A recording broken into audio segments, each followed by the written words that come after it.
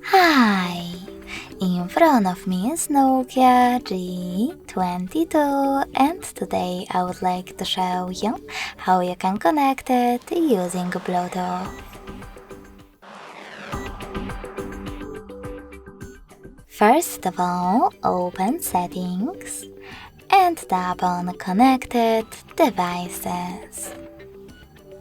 Now tap on Pair New Device and wait for available ones to show up.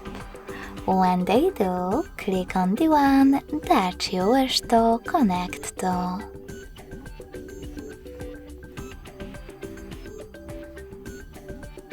Lastly, select Pair in the pop-up and wait for the other device to do the same. As you can see, my devices were successfully connected. In order to disconnect them, tap on this gear icon next to chosen device. Select Forget next to Connect and confirm your choice in the pop-up. If you want to connect to the same one, select Pair New Device, click on it and tap on Pair again.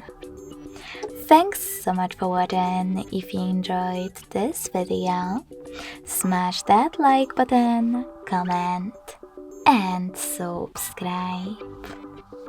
Bye!